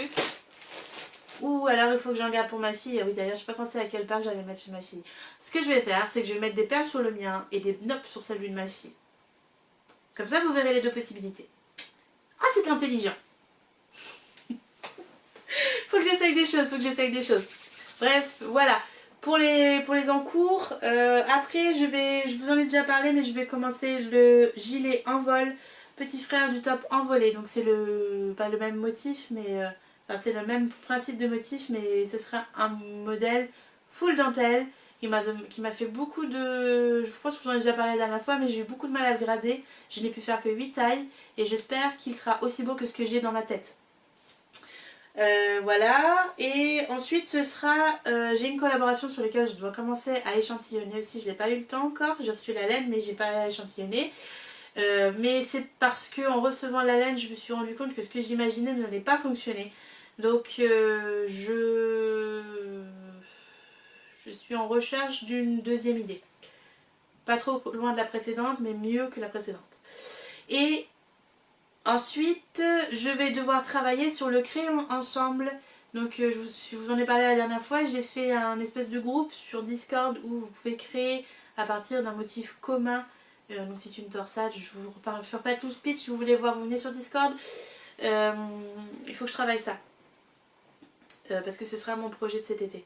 Je pense pas que j'arriverai à le faire tester avant la fin officielle du crayon ensemble, ou peut-être qu'il sera en cours de test et j'arriverai pas à le sortir pour le crayon ensemble à mon avis. Ce sera une... Je vous le dis pas, vous verrez pas. Non. Sinon, comme je vous disais, je suis allée à l'Enorama, alors c'était très sympa, c'était dans la mairie du 5e arrondissement de Paris, très joli au demeurant, un peu blindé par les mariages, c'était très particulier d'aller à un salon laineux en mode meute de tricoteuse et de voir la mariée et le marié se présenter au maire ou à l'adjoint du maire, je sais pas trop, pour aller se marier une fois, 2 fois, 3 fois, bref, passer devant les gens qui essayent de rentrer pour aller se marier, c'était particulier. Pardon, j'avais plus de place dans ma carte SD. Force de tourner les tutos, j'ai oublié d'effacer les vidéos et du coup j'ai plus de place. Qu'est-ce que je disais? Oui, l'Enorama. Donc, c'était très particulier d'avoir un mariage qui se passe à juste la porte à côté d'un salon plein de nanas qui parlent de laine et qui sont très bruyantes. Je suis pas sûre que ce soit très cohérent de faire le mariage juste à côté. Je pense qu'il aurait été judicieux de au moins vider la salle juste à côté. Bon, après j'imagine que ça a été fait un peu à la mode, à la va-vite, etc. Que ça n'a pas pu être organisé autrement, que les mariages sont prévus déjà depuis longue date. Donc voilà, mais je pense que si ça devait être fait, déjà ce cadre était magnifique, c'était très beau, hein, très jolie salle. Mais on se marche beaucoup dessus et c'était très compliqué d'atteindre les stands, ce qui fait que j'ai vu plusieurs fois des couleurs qui me plaisaient énormément me passer sous le nez. Très frustrant, mais sinon c'était très joli, très sympa et il y avait du beau monde. Donc moi j'ai beaucoup aimé, je sais pas s'il y aura une nouvelle édition, mais en tout cas c'était fort sympathique. Et en plus j'ai croisé plein de copines, anciennes, nouvelles, testeuses en plus, j'ai croisé quelques testeuses, mais les filles quand vous me croisez, donnez-moi votre pseudo. Je peux pas vous reconnaître. Alors c'est vrai que vous pouvez porter vos pulls etc quand vous les mettez en ligne sur les réseaux etc que je repartage et tout, mais enfin la plupart du temps vous mettez pas votre tête, donc bon je peux pas vous reconnaître moi. Et puis en plus j'ai une très mauvaise mémoire des noms et des gens, enfin visuels. C'est dingue le nombre de fois où je reconnais pas quelqu'un qui m'a déjà vu au moins 2 fois. Donc, par exemple, vous citez un exemple, Myriam teste régulièrement pour moi, elle avait testé Bohème pour moi et elle avait testé, là elle a testé Méandre. Je l'ai croisée au salon l'Enorama là, je l'ai reconnue tout de suite. Mais auparavant, il a fallu que je la croise 2-3 fois pour la reconnaître et lui parler et savoir à qui je parlais surtout. Donc voilà, faut pas m'en vouloir quand je vous croise et que je bug parce que je sais qui vous êtes. Dès que vous me donnez votre pseudo, je sais qui vous êtes, enfin du moins j'essaie de me rappeler, ah oui t'as testé ça et ça et ça et ça et ça, mais souvent en fait vous êtes une quinzaine de testeuses par test pour tous les tests, donc il y a beaucoup de filles qui reviennent et qui testent beaucoup de choses, je dis pas, mais il y en a qui je croise 1 fois par an, 2 fois par an sur mes tests, je veux dire virtuellement, donc je vais pas forcément me souvenir de ah oui mais toi t'as testé, je sais que tu as testé pour moi, mais je sais pas exactement qui ou quoi quand ça fait déjà 8 mois quoi. Mais voilà, c'était très drôle. Donc donnez-moi votre pseudo, hein, ça ira plus vite. Mais je vais finir par vous enregistrer. Ça va finir par rentrer, hein. Promis. Hein, Myriam peut en, peut en témoigner. C'est bon, je la reconnais maintenant que je la croise. Donc voilà, c'est très drôle. J'ai même croisé des gens qui ne me suivent pas sur les réseaux, mais qui me regardent sur YouTube. Et là, moi, ça m'a fait bugger. Ah oui, on peut me suivre même sans me suivre sur les réseaux, ça c'est particulier. Donc voilà. Non, c'était très chouette, j'ai beaucoup aimé. J'ai quand même fait quelques achats. Alors, la première chose, et j'étais venue pour ça, c'est j'avais craqué littéralement quand je l'ai vu. Alors c'est sur l'Instagram de Écheveau Solidaire, Lily. Lily, ça fait un moment que je la connais parce qu'on a travaillé, on a travaillé sur un projet, sur une collaboration qui n'a jamais abouti il y a plusieurs années de ça. Et ensuite elle s'est mise à teindre et puis elle a fait son association en même temps pour Écheveau Solidaire. C'est pour ça que notre collaboration n'a pas abouti en partie. Et j'aime beaucoup ce qu'elle fait, mais c'est vrai qu'on fait que se croiser. On collabore pas ensemble. On travaille pas spécifiquement ensemble, elle travaille avec tout un tas de monde et je pense qu'elle a bien assez de monde avec qui travailler. Moi je ne fais que la croiser, voilà, de temps en temps, je viens, je pose ma petite pierre et puis je repars. Et bah là c'est pareil en fait, je suis passée, j'ai pris ça et je suis repartie. Donc j'avais craqué dessus. Quand elle l'a montré sur son Instagram, alors je sais plus si c'est un story ou si c'était sur un post, peu importe, mais j'ai vu la couleur. Alors c'est pas facile comme couleur, c'est un turquoise, ça tire un peu sur le vert, là il est un peu trop bleu. Et les squibidibidou là, ils sont fluorescents, vert, jaune, orange, rose même je pense, ouais. Et j'ai craqué sur cette couleur. Ceci est un achat non raisonné. Mais totalement, hein, et assumé. Mais c'est la même base que pour mon drôle de truc. Donc je sais pertinemment qu'avec 4, je suis large. Je vais pouvoir faire un boxy, je vais pouvoir faire je sais pas quoi avec. En réalité, j'ai déjà ma petite idée. C'est plutôt un modèle automnal. Pour tout vous dire, j'ai une autre quantité d'Onégal, c'est la base NEP d'Onégal, viscose quoi. Et j'ai une autre couleur de cette base d'une autre teinturière, Vulcanium, qui est beaucoup plus squishy, pas squishy, bariolée, de plusieurs couleurs. Une couleur naturelle avec des splashes de rose, de marron, de marron et de noir je crois. Et que je garde depuis un moment parce que c'est une laine donc très bariolée et qui aurait besoin d'un projet très simple pour la mettre en valeur. Et donc le modèle auquel je pensais c'était pour cette laine là à la base. Et je me dis que ça pourrait être sympa aussi dans cette couleur là. Bon, ce qui joue aussi pas mal, c'est que je me suis cousu il y a quelques années un boxy avec un modèle qui est assez similaire à ce que je veux faire mais en tricot, enfin similaire, avec du drapé, avec un col qui bave, etc. Et je me dis que je pense que c'est aussi pour ça que je le vois bien dans cette couleur, c'est parce que j'ai déjà cousu quelque chose de similaire. Mais bon, on verra. Donc j'ai craqué pour ça. Il paraît que c'est fluorescent. J'ai pas été regarder dans le noir. Il faut que je regarde ça tiens ce soir. Et ça peut être très rigolo. Et je l'ai pas vu en noir avec... elle l'avait fait en noir, enfin un gris foncé avec les mêmes squishy multicolores là. Je pense que c'est une base qui va atterrir chez à peu près toutes les teinturières dans les mois qui viennent. Hein. J'en ai déjà vu chez plusieurs autres teinturières depuis. Donc ça va être la petite base à la mode de cette année, ça va être le crush 2024. Voilà, et du coup je suis à côté d'elle, il y avait, pas très loin, il y avait Woolyet, que je connaissais vraiment vaguement de nom, mais que je connaissais.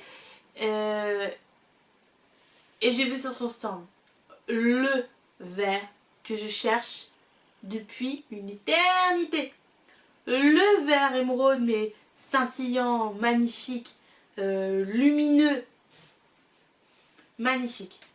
Et puis comme j'avais en tête d'aller chez Lily, je vais d'abord chez Lily. Et je me dis c'est pas grave, c'est un coup de cœur, s'il est destiné pour moi, je le retrouverai après en revenant. Je vais chez Lily, je prends ma laine, je sors, je m'assois, j'attends les copines qui sont en train de faire un choix chez Lily aussi. Et puis je dis à Chloé, parce que j'y vais, quand je sors toujours avec Chloé. Hein. Quand c'est sur Paris et que c'est un salon laineux, c'est toujours avec Chloé. Hein. Et, du coup, elle me fait, mais va donc chez Bouliette, si c'est ton coup de cœur, vas-y, prends-le. Je l'écoute, parce que très sage et très raisonné, n'est-ce pas? Je vais voir, et là, le verre a disparu. Et c'était en plus, mais très spécifique, ce verre, je le voulais sur le mohair. Magnifique mohair. Il n'y est plus. Je la vois prendre les derniers, les mettre dans son sac. Et j'ai croisé quelqu'un, je me souviens plus de ton nom, mais je sais qu'on a discuté. Elle avait dans son sac un écheveau ou deux de ce mohair. Et enfin, elle avait plusieurs choses dans son sac et on a discuté un petit peu. On a discuté aussi devant le stand. Je me rappelle pas de vos noms, je sais qui vous êtes, je vois qui vous êtes, mais je me souviens plus de vos pseudos. On a discuté un petit peu devant le stand et Wouliette nous dit, je connais pas son prénom par contre, nous dit non mais j'en ai encore, mais il faut que j'aille le chercher. Il faut que je sorte du stand pour aller le chercher. Et moi je me dis mais non, j'étais pas la seule à l'attendre là. Donc je me dis ah c'est trop tard parce qu'il était déjà midi, les filles voulaient aller manger, machin tout ça. Donc le temps qu'on finisse de faire le tour, donc je me dis bon tant pis ce sera pour une autre fois, mais je l'ai repéré. Si un jour je retrouve le stand de Bouliette, je file dessus et j'achète son verre magnifique que je cherche depuis l'éternité. Par dépit, je continue de faire mon tour. Je me dis scrogneux, j'ai pas eu mon mohair vert magnifique. Alors je suis allée sur le stand de Tricot & Stitch. Tricot & Stitch, ce qu'elle fait, c'est extrêmement bariolé. C'est tout à son image. Hein. C'est très lumineux, c'est très coloré, c'est très bariolé. Et ça me fait pas peur. Moi, j'aime bien les trucs colorés, bariolés, là, manifestement. Et je sais pas pourquoi j'avais en tête de prendre du mohair ce jour-là. Je voulais du mohair. Donc j'ai regardé ces mohairs. Et 1, et 2, et 3, et 4. Et je regarde, et je regarde, et je regarde. Et bon, j'ai pas fini par prendre celui que j'avais pris en premier qui me plaisait d'amour. Mais j'en ai pris un autre. Qui est celui-là. Qui est entre le gris, le violet, le jaune. C'est très très très beau. Et je vais faire un modèle juste en mohair. J'en ai pris 4. Alors oui, c'est pas donné. Pour le coup, parce que déjà le mohair c'est plus cher, c'est un peu plus cher qu'en base à la base. Bon là il était un peu cher en plus, donc dans ma taille j'en ai pris 4. J'espère sincèrement que j'en aurai assez. Et mais voilà, je pouvais pas ne pas le prendre. C'était magnifique. J'en ai sorti plusieurs. Hein. J'en ai sorti un, je les ai comptés. 1, 2, mince, pas assez. 1, 2, 3, pas assez. Au bout d'un moment, j'ai fait à... Moi, j'ai oublié son nom. Oh, quelle nouille. Ça va pas me revenir. Bon, Tricot & Stitch, pardon. Désolée, j'ai encore oublié ton nom. Je vous ai dit, je retiens pas les noms. Je lui fais, t'en aurais pas 4 dans cette couleur-là? Et elle me dit, mais si, je dois en avoir 4. Et je la laisse fouiller, elle revient, elle ressort de la foule, elle s'extirpe de la foule qu'il y avait sur son stand, parce qu'il s'était blindé. Elle m'en sort 4. Et puis bon, j'ai eu pitié d'elle, j'avais pas envie de lui dire, oui mais non finalement moi c'était cette couleur-là que je préférais, t'en aurais pas 4 aussi. Donc j'ai pris ces 4-là qui sont très très beaux et qui sont très très bien. Mais bon, la prochaine fois j'essaierai une autre couleur du coup. Mais voilà, du coup c'était très sympa de la voir. Christelle. Et du coup, voilà, on a pas mal discuté, c'est là que j'ai croisé Myriam et que je l'ai accusée à tort de m'avoir piqué mon mohair vert puisqu'elle l'avait pris chez quelqu'un d'autre. Mais il était très beau aussi. Mais bon voilà, du coup, voilà, c'était une belle découverte le Lénorama. J'ai pris que ces deux quantités-là parce que c'était déjà un beau budget que je m'étais accordé, que je m'étais alloué. Mais voilà, fallait pas que je dépasse, fallait pas que je prenne plus. Et franchement à refaire ce serait pas mal. Cela dit, la luminosité n'était pas ouf pour voir les laines. Alors pas du côté où il y avait Lily et puis où il y avait Bouliette par exemple, là on voyait bien parce qu'on avait les fenêtres directement qui rendaient sur le stand. Donc, il suffisait de se tourner pour voir la couleur. Mais par exemple là où était Christelle de Tricot & Stitch, en fait moi la laine je la voyais pas comme ça quand je l'ai achetée. Alors je l'aime beaucoup, elle est très belle, ça me dérange pas du tout. Mais je la voyais pas aussi grise, je la voyais vraiment violette. Je m'en fiche, hein. Il y a du violet, hein, c'est très bien. Mais c'est pas comme ça que je la voyais. Donc attention, je pense que ça faussait quand même pas mal les couleurs. Pour toutes les personnes qui étaient en fait sur l'allée, entre les deux. Dans l'allée, on va dire centrale, entre les deux. Voilà. Après, j'ai pas regardé tout. Mais voilà, j'avais une idée prête de ce que je voulais acheter, donc je voulais pas non plus me laisser envahir et me laisser traîner trop sur tous les stands. J'avais droit à écheveau solidaire et un bonus. Le bonus, c'était le moyen de Stitch finalement à la place de celui de Juliette. Mais c'était deux belles découvertes dans tous les cas, et si jamais je sais... Maintenant je sais où trouver mon verre. Magnifique, magnifique, magnifique, magnifique verre. Magnifique. Bon, c'est la soie aussi qui donne aussi cette luminosité magnifique. Tellement beau, c'était tellement beau. Oh là là.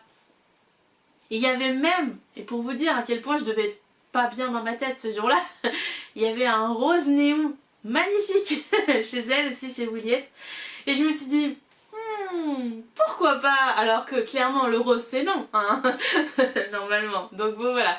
Donc je sais pas, ce jour-là j'étais très prédisposée à tout. C'était très drôle. Voilà, bon. Voilà pour la laine que j'ai achetée à Lenorama. J'ai aussi acheté parce que je savais que j'allais pas faire d'autres dépenses laineuses avant un moment. Il n'y a plus de salon à venir avant, je crois, novembre. Sur Paris en tout cas, enfin dans la région parisienne. Je n'irai pas aux autres salons qui sont trop loin pour moi, ou je suis pas dispo tout simplement. Donc bon bah voilà, c'était l'occasion ou jamais. J'ai même pas acheté de laine chez la Féfile alors que j'y allais aussi pour ça. Je voulais lui prendre 2-3 petites choses pour aller avec les écheveaux que j'avais déjà. Bon, déjà, erreur numéro 1, j'ai oublié mes écheveaux à la maison. Ma fille a voulu un câlin, a voulu des bisous, etc. Elle me disait, maman, tu vas voir tes copines? Et je disais oui. Et puis ma mère elle me disait, maman, je veux un câlin. Maman, tu vas voir tes copines? Ben oui, mais si tu me lâches pas, j'irai pas voir mes copines. Donc j'ai un peu perdu du temps et j'ai complètement oublié mes écheveaux. Mais ma fille a eu ses câlins et ses bisous. Et du coup je pars, je sais, ah j'ai oublié mes écheveaux, je sais bon c'est pas grave, je les ai sur mon stage Ravelry, je vais essayer de comparer machin. Et en fait la veille j'avais vu sur son Instagram, elle a mis une photo en disant que c'était finalement son dernier salon parce qu'elle avait presque plus de stock. Et effectivement oui elle avait presque plus de stock au point qu'en fait il n'y avait pas grand chose ou en tout cas pas dans les quantités qui m'auraient convenu par rapport à ma taille. Donc bah, j'ai rien pris. Donc j'ai deux collectors, la Féfile, très bariolés, très spéculés chacun, qui ne vont pas du tout ensemble les deux. Et qu'il va falloir, à qui je trouve, va falloir que je leur trouve des copains. Chez quelqu'un d'autre. Ou pas. Je vais peut-être les mettre dans des châles. On verra. On verra ce qu'il adviendra d'eux. Je me demande même si j'en ai pas un troisième. Ah si, attendez, j'ai encore deux écheveaux verts de la Féfile. Ah, j'en ai 4. Bon, j'en ai deux verts, j'en ai un rose avec des speckles verts et j'en ai un gris avec des speckles orange. Le plus beau. Il est magnifique celui-là. C'est mon petit chouchou, c'est mon petit trésor, je le garde de côté pour le projet. Bref, voilà. Voilà. Pour les Norama, et du coup, bah, je vous ai tout dit. Le Mystérical, je vais aller le chercher, je reviens. Tada! Donc c'était bien ce que j'avais dit. D'ailleurs elle s'appelle Matryoshkem cette petite bête. Donc c'était bien un lapin dans lequel on mettait le poussin, dans lequel on mettait un œuf. Donc le truc orange dont je vous ai parlé la dernière fois c'était en fait la base de l'œuf. La couleur franchement ça m'avait pas mis sur la piste hein. Pourtant c'était logique vu qu'on avait déjà fait le poussin et puis le lapin par rapport à Pâques. Mais non les couleurs c'était... Bon après je sais très bien qu'elle fait des kits et donc du coup elle a fait avec les couleurs qu'elle avait en sa possession. Mais moi j'aurais pas fait de cette couleur là. Donc ça m'a pas mis sur la piste en fait. Et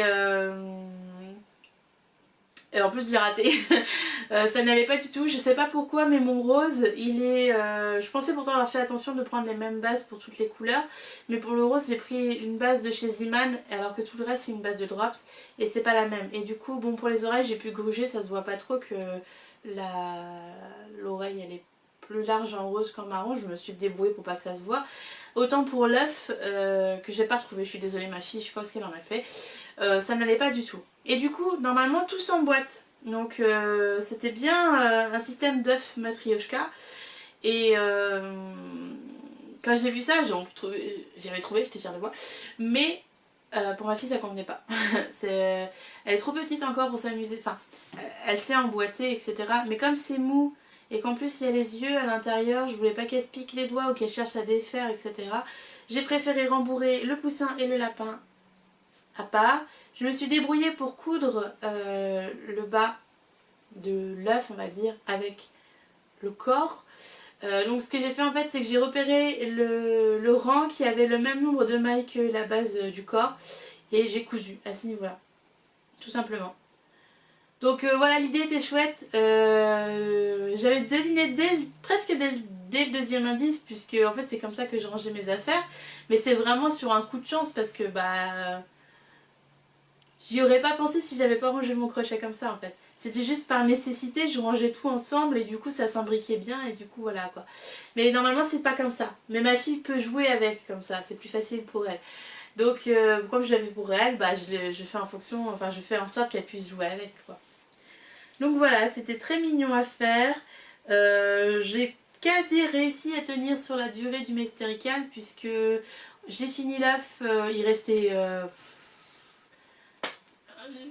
un demi-œuf à faire. Je l'ai fait le lendemain où j'ai fini le test pour Anaïs Louvre et du coup j'avais une semaine de retard à peu près sur la date.